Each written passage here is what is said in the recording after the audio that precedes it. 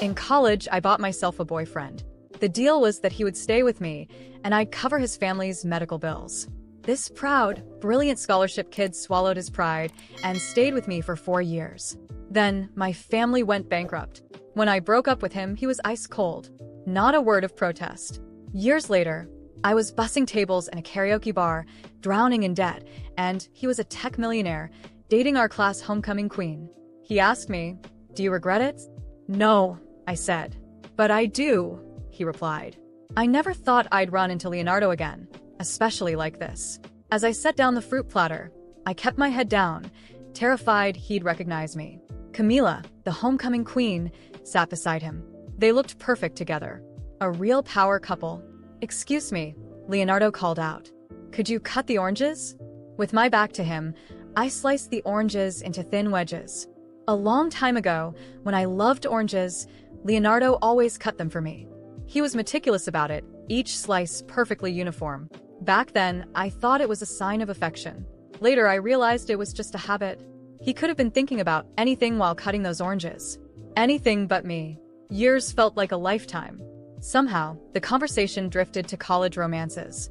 Someone said, "I heard Leonardo had a girlfriend all through college." I froze. Leonardo hummed in agreement. "Wow. For years? That's your entire college experience?" Leonardo didn't respond. The guy, sensing the awkwardness, pressed on. "Must be pretty unforgettable, right?" A heavy silence filled the air. Finally, Leonardo let out a soft laugh. "Not really. He was just being polite." Camila chimed in, her voice smooth as silk. "We went to the same school. It was, well, let's say it was tough on him. If it weren't for his ex, we would have been together a long time ago." "Of course, Camila. You're a celebrity. No ex can compare to a star." The atmosphere lightened. I pulled my cap lower, desperate to escape. The fruit knife slipped, nicking my finger. I hissed, drawing attention. "What was that? Can't even cut fruit properly?" Camila complained. "I'm so sorry." "I'll get a fresh platter," I mumbled, grabbing the dish and making a dash for it. "Wait." Leonardo's voice cut through the air, sharp and clear. "Turn around." My feet were rooted to the spot. 1 second, 2 seconds. My manager appeared, saving me. "So sorry about that. She's new and still learning. The fruit platter is on the house." She winked at me. "Go get a new one quick." I escaped. "Be more careful next time," my manager told me. But it's okay. Everyone starts somewhere. Just know that if there's a complaint, you won't get paid tonight. "Thank you," I breathed. "No problem. Be extra careful with that VIP room. They're all important guests, especially the young, handsome one in the middle. He owns some fancy tech company. Someone we can't afford to offend. I'm kind of scared. Could you take the oranges in for me?" "Sure." I let out a sigh of relief. If there was anyone in the world Leonardo had every right to be offended by, it was me. I was the ex he so easily dismissed. I remember freshman year. Leonardo stood out in the crowd of new students, his faded clothes a stark contrast to everyone else. He was undeniably poor and undeniably handsome. I loved the cool, quiet tone of his voice, the way his eyelids lowered when he looked at me. Leonardo desperately needed money. Some connected kid had snagged the scholarship he deserved. So one evening after class, I boldly grabbed his hand. "Leonardo, I like you. Go out with me. I'm pretty loaded. We can share my allowance. Or, if that's not enough, I'll pay you for a kiss." He refused, of course. But back then, my life was easy. I didn't understand rejection. The more he pushed me away, the harder I pursued him, until his grandfather, the man who raised him, fell critically ill. Without hesitation, I covered the medical bills. Leonardo finally gave in. I foolishly thought I had done him a huge favor. Much later, I realized I got what I wanted, but at a terrible cost to him. Even after we started dating, Leonardo still worked every day. He barely touched my money, but things only got worse. Rumors spread around campus. They said he was selling himself for money. People looked at him differently, whispering cruel nicknames, oblivious. I'd hold his hand and say, "Don't mind them. They're just jealous." I lived in my ivory tower, completely unaware that Leonardo was fighting a battle all alone. Senior year, my family went bankrupt. I didn't tell Leonardo. I simply called him and said, "Let's break up." "Why?" he asked. "I'm bored." "Okay." And that was it. I imagined he felt relieved. Finally free. That same day, I tossed my SIM card, deleted my social media, and boarded a train to another city, ready to work and pay off my family's debt. I didn't return until 3 months ago. Leonardo seemed to be thriving. He had always been brilliant, the kind of genius who made everyone else in our department look average. Just 4 years after graduation, he was already a tech entrepreneur, featured in business magazines. Camila, our class homecoming queen, had started her acting career in her junior year. I never imagined they'd end up together.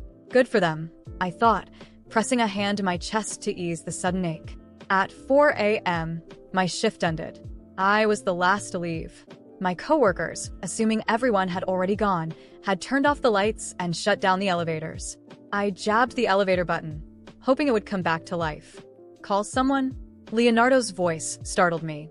Stiffly, I called a coworker. The elevator whirred back to life. Leonardo and I stood in the confined space. "You guys work this late?" he asked, his tone neutral. "We can't leave until all the guests are gone." "Must pay well, huh?" "It's okay." I stared at the floor, my cap hiding my face. Leonardo, seemingly not recognizing me, made small talk and then checked his watch. "This elevator is slow. My girlfriend is probably waiting. She's pretty clingy." That's when I realized he was talking about Camila. "And you? Working this late? Doesn't your boyfriend pick you up?" "I live nearby." The elevator doors opened. I bolted out. Leonardo, calm just moments before, suddenly exploded. "Running away again? Where do you think you're going?"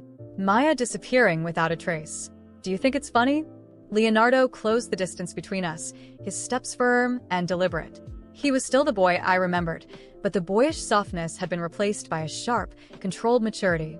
"Deleted your social media, disconnected your phone. Even your professors couldn't find you. You're quite the magician, Maya." Slowly, I raised my head and met his gaze. "You must have used your connections, right?" "My family went bankrupt. My father's still caught in legal battles. He hasn't paid off all the debt yet. Why didn't you tell me back then?" I was speechless. "Too proud, Ms. Evans?" "No." Before I could finish, Camila appeared. "Oh my God, Maya. It really is you." She was even more stunning than in college, every hair perfectly in place. "Long time no see. Everyone's been looking for you. Why haven't we heard from you in 4 years?" I was down south. "No wonder," Camila said, eyeing my clothes with surprise. "Maya, isn't that the jacket you bought in junior year? It's practically falling apart. Why are you still wearing it?" I used to throw out clothes after one season. Her question was a clear jab, but I felt nothing. "It's still fine. Still wearable." Camila nodded knowingly. "Are you having a hard time? You should have said something. Old friends can help each other out." She pulled out a card. "Take this. You don't have to pay me back." "Thanks, but I don't need it." I looked at her, then at Leonardo, and gave a faint smile. "I'm getting married soon. Be sure to come." The words hung in the air, leaving Leonardo visibly shaken. The karaoke bar was just a side job. I had a full-time job too. On Monday, a new client arrived at the office. My coworkers were whispering, "I heard this guy is a genius. He created this software to find someone." "Who?" "His ex, I think." My stomach turned. A bad feeling crept in. "Did he find hers?" "No idea. The software isn't finished yet, but investors are pouring money into it. Huge potential. That's why our boss wants to partner with him." I gathered the necessary documents. Leonardo's voice drifted from the meeting room. "I need to think about the partnership." I opened the door and placed the files on the table. Leonardo's eyes locked onto mine. "What are you doing here?" "Working," I replied. This was my main job. My boss looked curious. "Maya, you know Mr. Leonardo?" I hesitated, then said, "We've met." "Just met," Leonardo added, his voice tight with anger. I couldn't understand why he was so angry. Wasn't he the one who walked away without a second thought? He pointed at me. "Mr. Lee, I'll sign a contract on one condition. Maya Evans becomes my personal assistant." My boss agreed immediately, not even giving me a chance to object. They spent the entire day in meetings. In the evening, I grabbed my bag, ready to leave. Leonardo blocked my path. "Where do you think you're going?" "You haven't dismissed me, Mr. Leonardo. But I can't stay late today. I have something to do." "What is it?" "I have to make deliveries." Leonardo stared at me in disbelief. I used to be the kind of girl who wouldn't even touch takeout. During all 4 years of college, Leonardo worked as a delivery driver. After classes, his dinner was often just the free meal provided by the delivery company. Once, I went to see him. He was crammed into a tiny room with other drivers, eating rice from a styrofoam container. "Leonardo, how can you eat that? It's not hygienic." His expression tightened. "Does it matter if it's hygienic or not? Come on, let's get some steak." I dragged him to a fancy steakhouse where the average meal cost over $70. He stood outside for a long time, silently taking off his delivery uniform. After my own fall from grace, I finally understood how he felt that day. Just like today. It started to snow. The ground was slippery. I fell, spilling the food. I called the customer to apologize, but he just yelled at me. I don't want excuses. Late is late.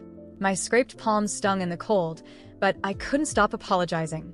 Suddenly, Leonardo appeared, riding my bike. "Don't hide your hands," he said, his voice hoarse, his eyes rimmed red. "I need to deliver this first. Get in the car. I'll take you." The customer lived on the ground floor. When I handed him the food, he muttered, "Seriously? Driving a Porsche to deliver food?" I had another delivery waiting.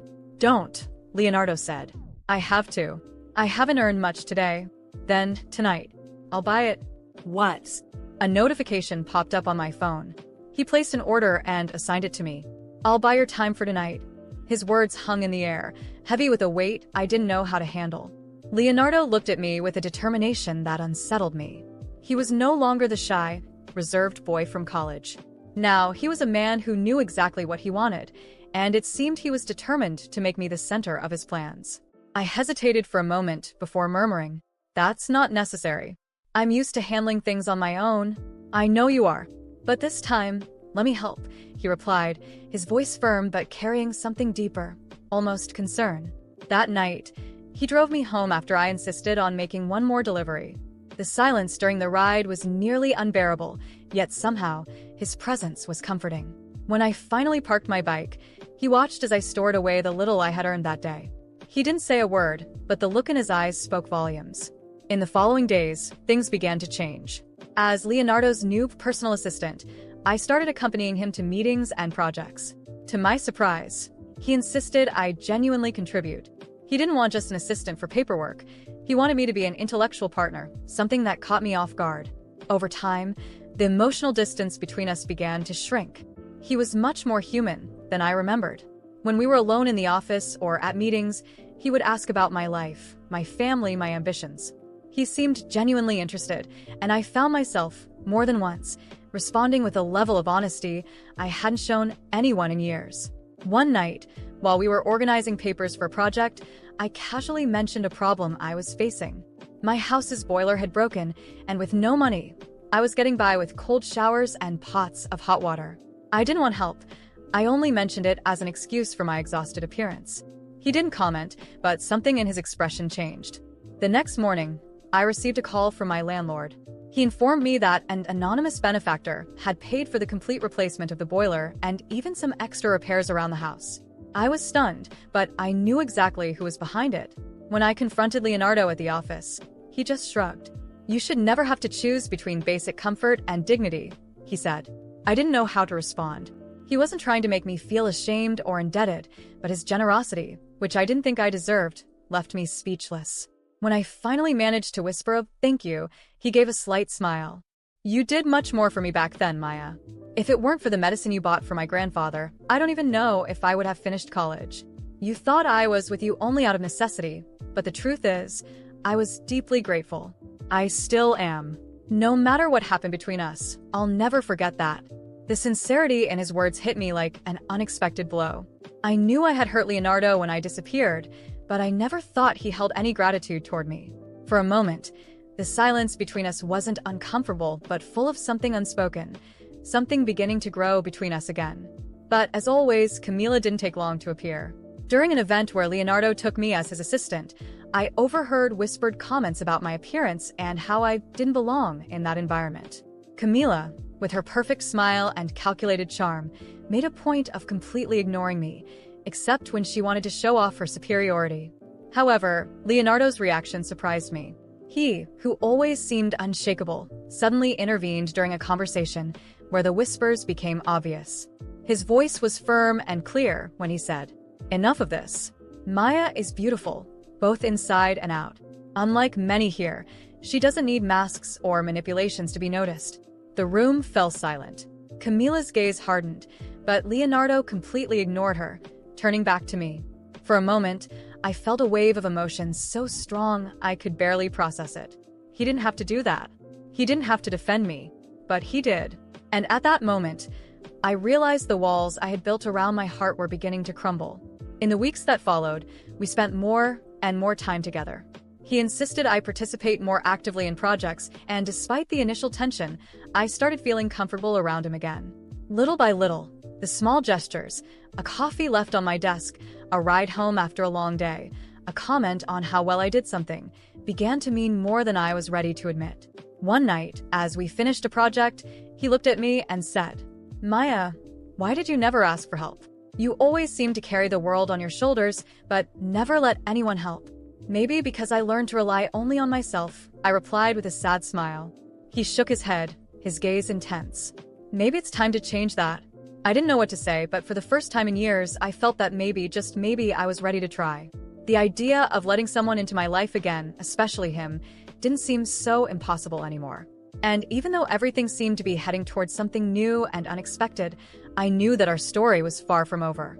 I never imagined that being this close to Leonardo again would awaken such intense feelings. Every moment by his side was a painful reminder that something had changed. He was no longer the boy from college, and I was no longer the girl who had left him behind. Yet, something inside me insisted on reigniting that flame. The days spent with him became a confusing mix of comfort and torment. We were closer than ever, working side by side, sharing silences that spoke louder than words. Leonardo looked at me differently now.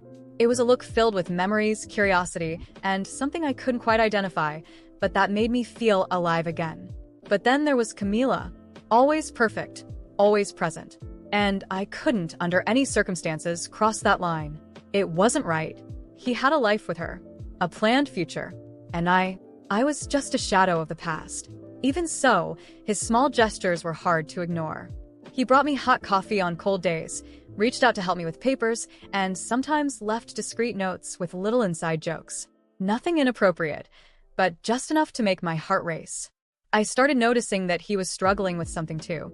The way his gaze lingered on me when he thought I wasn't looking, the silence that fell over him whenever Camila suddenly came up in our conversations. As if something held him back, but at the same time, something pushed him closer to me. I tried to keep my distance, tried to remind myself that this couldn't happen. But my heart wouldn't cooperate. It was on a rainy night that everything fell apart. We were stuck at the office because of a storm. Everyone else had already left, except the two of us. The sound of rain beating against the windows filled the silence between us. Leonardo was sitting on the meeting room couch, his head in his hands. I sat far away, trying to focus on the report I needed to review, but I couldn't take my eyes off him. "Are you okay?" I asked, barely above a whisper. He slowly lifted his head and looked at me. His eyes were tired, but there was something more. A deep sadness. "Sometimes I wonder if I'm living the life I really want to live," he said, his voice low, almost to himself. I didn't know what to say. I just watched him, feeling my chest tighten. "Camila and I, things aren't what they seem," he continued, averting his gaze. "It's like we're trapped in an image we created and can't escape. I don't feel the way I used to." He paused, taking a deep breath. "But with you, Maya, it's different. It always was." My heart nearly stopped. This couldn't be happening. I couldn't let it. "Leonardo, you can't say that. You have someone." And my voice faltered. He slowly stood up, walking toward me. He stopped just inches away, and I could feel the heat of his presence. I know, and I fought against it. Tried to ignore it, pretend it was just nostalgia. But it's not. "Maya, I can't deny it anymore. Please don't do this," I whispered, feeling tears sting my eyes. "This will only hurt us." He shook his head. "No. What's hurting us is pretending. I realized I've spent years stuck in something that doesn't fulfill me. And you make me feel alive again. I don't want to live a lie anymore." My breathing grew heavier, and before I could say anything, he took a step back, as if to catch his breath. "The day you disappeared, it felt like a part of me left with you. I hated you for it, but now I understand. You had to leave, and I had to grow. But now that you're here, I won't let you slip away again." He nervously ran a hand through his hair. I broke up with Camila. The words came out as a whisper, but they hit me so hard my whole body froze. What? My voice was barely audible. I ended things with her. Today. Because I can't keep living like this. I can't keep pretending my heart is somewhere it's not. It's always been with you, Maya. I didn't know what to feel. Part of me wanted to run, escape that moment that was changing everything. But another part, the part that had always loved him, wanted to stay. Leonardo stepped closer, his voice low but steady. I don't expect you to forgive me for everything. I don't expect you to trust me again right away. But I need you to know that all I want now is to be with you. Not out of obligation, not out of debt, but because I love you. Tears silently rolled down my cheeks. Everything I had repressed, all the love I had hidden for so long, came crashing down. He slowly raised his hand, hesitant, and gently touched my face. You're beautiful, Maya.